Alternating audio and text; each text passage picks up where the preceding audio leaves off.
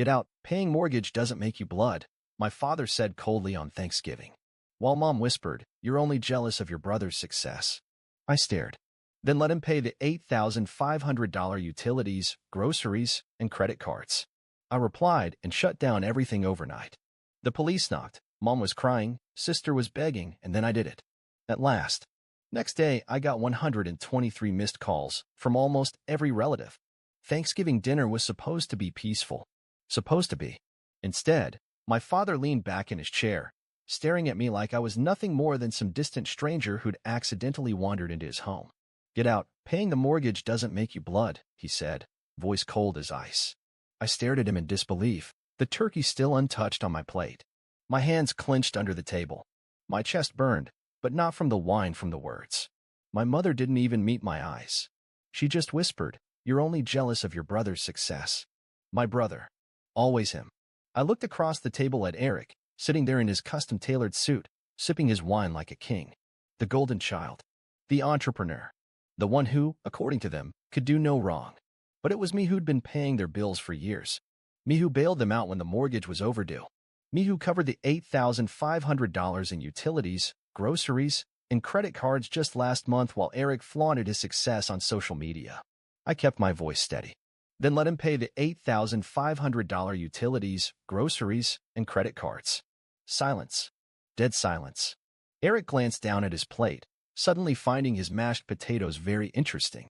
My father's lip curled. My mother finally looked up, her eyes glossy, as if I was the villain. I stood up slowly, pushing my chair back with a deliberate scrape across the hardwood floor. You've made your choice, I said. So have I. Without another word, I walked out, leaving the three of them frozen in their perfect little world. But that was only the beginning. The cold November air slapped my face as I stepped outside, but it didn't sting nearly as much as my family's words. Not that it was anything new. For years, I had carried them, like some invisible mule hauling their endless debt uphill. It started small, helping cover Dad's medical bills after his surgery. Then the mortgage payments fell behind. Then Mom's car needed repairs. Then Eric's startup just needed a little liquidity to survive its first year. I paid. Every single time. Eric, of course, was always just about to make it big. Every holiday he'd sit at the table, boast about investors, new clients, expansion plans. My parents ate it up like gospel. Your brother is building something amazing, Mom would say, pouring more wine into her glass. You should learn from him, Dad would add. Not everyone's cut out to be an entrepreneur. Never mind that Eric's business was hemorrhaging money and that his success was built entirely on credit cards and my financial lifeline. They didn't want to see it, but they always saw me. The responsible one. The ATM. The one who owed them for everything. You live alone. You don't have kids. What do you need money for? Mom had said just last month, after I paid off their overdue property taxes. You're lucky you can help. Lucky. I was lucky to work 70-hour weeks in IT while Eric blew money on private business coaches and luxury vacations with his third girlfriend in 2 years. I was lucky to skip vacations, lucky to drive a 10-year-old car, lucky to sacrifice my own down payment fund so they wouldn't lose their house. And when I tried to pull back, the manipulation always followed. You know we raised you, right? We've given you so much. Eric just needs a little more time. Be patient. But what made tonight different wasn't the insults.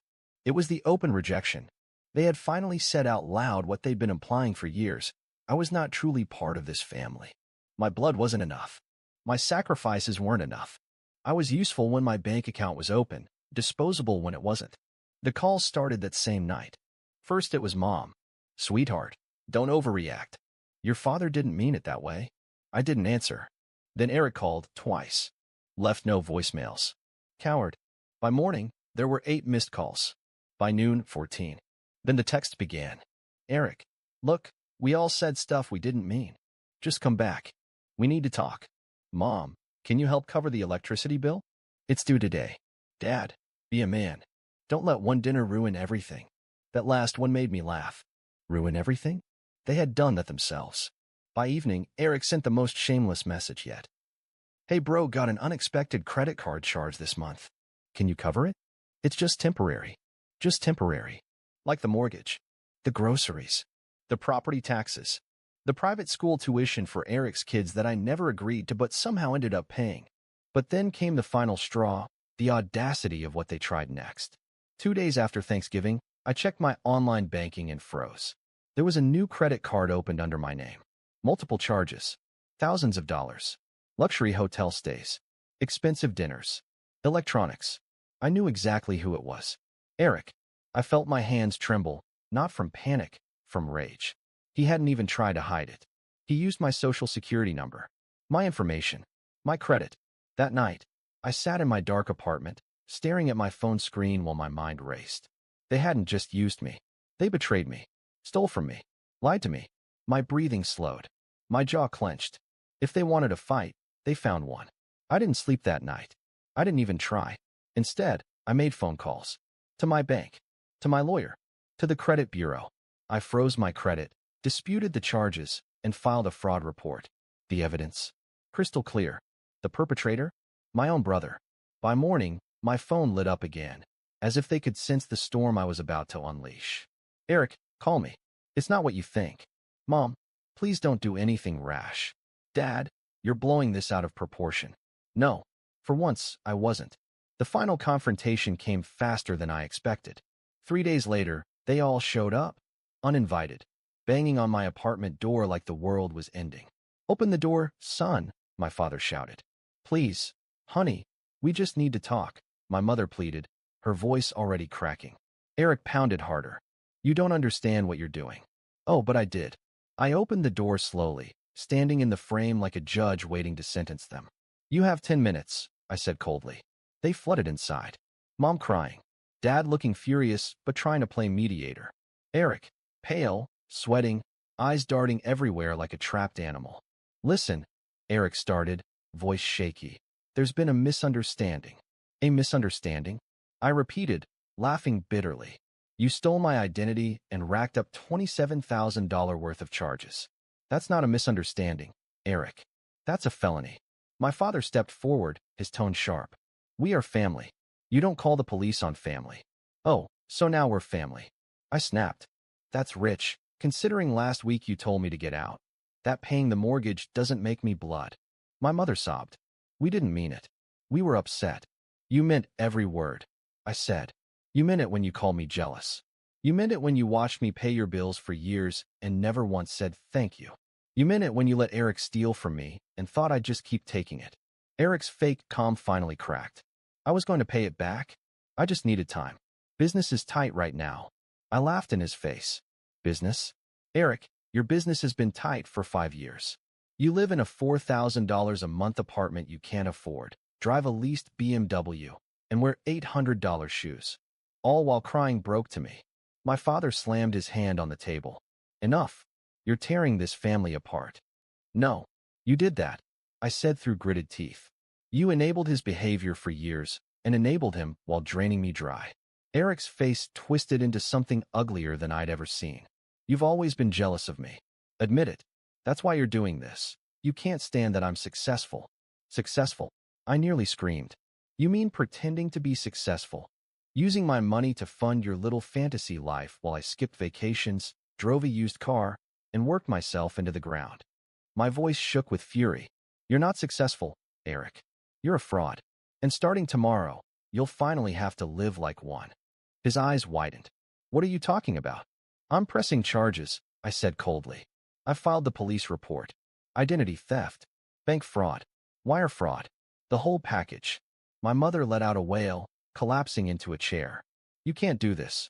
What will happen to your brother? To us? That's not my problem anymore, I said, my voice like ice. You made your choices. Eric lunged forward suddenly, but my father grabbed him back. You want to ruin your own flesh and blood? Dad barked. You ruined yourselves the moment you decided I was only valuable if I paid for your lives, I answered. I'm not your bank anymore. And I am not your punching bag.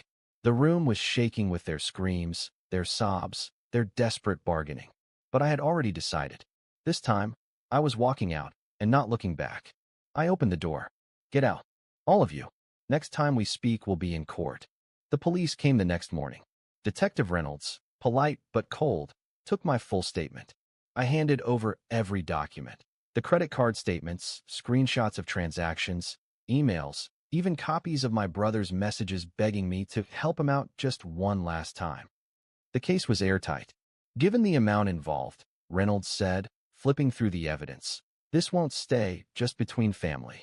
Bank fraud and identity theft aren't matters we brush under the rug. I nodded. I want to press full charges. And that was that. By the end of the week, Eric was officially under investigation. I saw it all play out from a distance, like watching a train wreck you once tried to prevent, but now couldn't stop even if you wanted to. The fallout was immediate and brutal. The family group chat exploded. Mom, you didn't have to involve the police. This could have stayed between us. Dad, you're destroying your own brother's future. For what? A few dollars. Eric, you're a disgusting traitor. You've always hated me. Congrats, you finally got your revenge. Mom, think about how this will look to the neighbors, to the church, to everyone. Every message dripped with guilt, manipulation, desperation. For years, that kind of emotional blackmail worked on me. Not anymore. I didn't reply to a single one. But they weren't done. 2 days later, my parents showed up at my apartment. This time, my father didn't bother knocking. He pounded on the door until my neighbor poked his head out and told him to calm down. My mother sobbed behind him like some deranged Greek tragedy. Open up, my father yelled. You can't hide behind that door forever. I opened the door, but only a few inches. There's nothing to talk about, I said calmly. You're making a mistake, he growled. You've always been so ungrateful. After all we've done for you. All you've done for me? I laughed bitterly. I paid your mortgage for 5 years. I paid your property taxes, your groceries, your bills, your Golden Sons debts. You didn't do anything for me. You used me. My mother chimed in, voice cracking. He's your brother. You're sending him to jail. No, he sent himself to jail the moment he stole my identity, I snapped. And if you cared about him, you would have made him take responsibility long ago. But you didn't. You enabled him, like always. My father's face turned red. If you go through with this, he hissed, you are dead to us. I've been dead to you for years, I said, and shut the door in their faces. Weeks passed. The investigation moved fast. Turns out Eric had done this not just to me, but to 3 other people, shady investors who had finally come forward once the police started digging. Grand jury indictment. Multiple felony counts. Federal charges. He was facing serious prison time. The trial hadn't even begun, but the entire family network was already collapsing under the weight of their own lies. The most shocking part? The relatives started turning. First was my aunt, Dad's sister, who called me privately. You did the right thing, she said quietly. We've all known for years how your parents covered for Eric. They never appreciated you. Then my cousin reached out, then another uncle. Each one admitted they'd seen this coming but had been too afraid to speak up. He always was the golden boy, my uncle admitted, but nobody ever said no to him. Not your parents, not even your grandmother. It was bizarre. For years, they had watched me drown, and only now, when Eric was finally exposed, did they dare whisper the truth. But the biggest shock came from Kelly, Eric's ex-wife. She reached out a few weeks after the indictment. I almost didn't answer the call, but curiosity got the better of me. Thank you, she said immediately. For what? I asked. For finally standing up to him. I wish I'd done it years ago. Turns out, she'd left Eric not just because of infidelity, but because of financial abuse. He had drained her savings, forged her signature on business loans, and left her with piles of debt she only barely escaped. He destroyed everyone around him, she said, her voice shaking. And your parents kept protecting him like nothing was wrong. Her words confirmed what I had long suspected but never fully grasped. Eric wasn't just a spoiled golden child. He was a predator who had used everyone he could. Family, friends, even strangers. But my parents? They stayed loyal to him, right to the bitter end. The last time we spoke was the day before Eric's arraignment. My father called one final time. If you testify, you'll be responsible for ruining this family, he said flatly. No, I answered. Eric ruined this family. I'm just cleaning up his mess. Silence. And then he said the words that had hung over me my entire life. You were always the jealous one. I smiled. For the first time, those words didn't hurt. And you were always blind. Then I hung up permanently. When Eric stood in court, shackled, wearing a prison jumpsuit, I didn't feel joy. I didn't feel pity either. I felt free. Free from the years of manipulation. Free from the guilt they had used to control me. Free from being their personal ATM. The sentence was harsh, but deserved. 7 years federal prison, plus restitution. Eric didn't look at me once as the judge read his fate. My parents sat in the back row, stone-faced, as if mourning a martyr. But I saw the truth in their eyes, rage mixed with shame. That evening, I returned to my apartment. Alone, but lighter than I'd ever felt. As I poured myself a drink, my phone buzzed. It was a simple text from my aunt.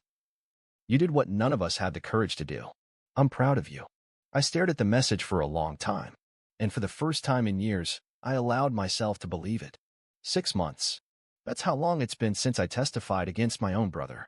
6 months since my parents disowned me for not protecting the family's name. 6 months since I stopped being their financial hostage. And for the first time in my adult life, I finally knew peace. No more late-night calls demanding money. No more guilt trips wrapped in fake concern. No more watching my hard-earned savings vanish into someone else's mistakes. I woke up every morning in my small but fully paid-off apartment. No debts. No obligations. No weight on my chest. I had reclaimed my life, and God, it felt better than I ever imagined.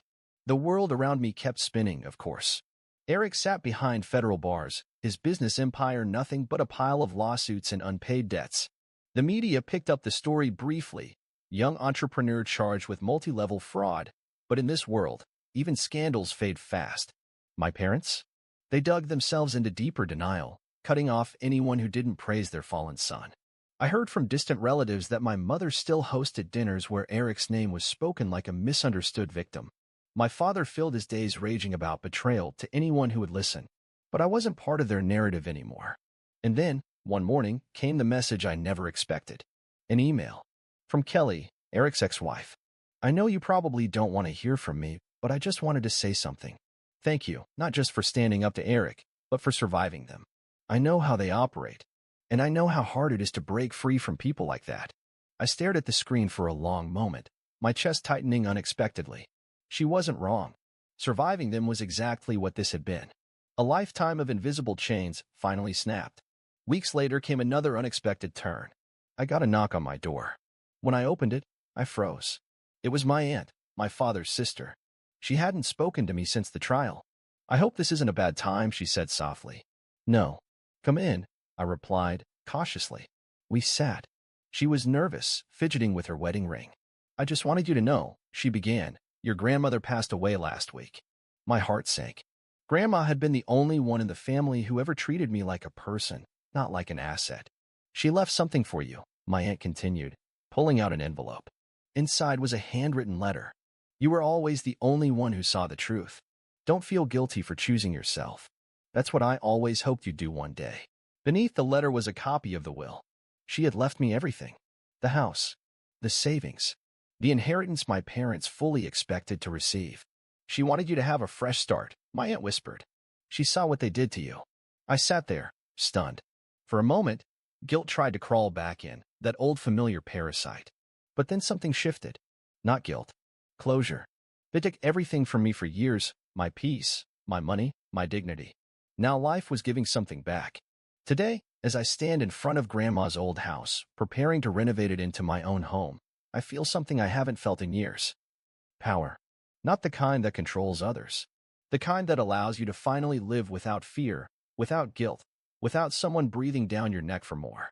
I glance at my phone. Dozens of missed calls from my parents, still desperately trying to claw their way back now that they know about the inheritance.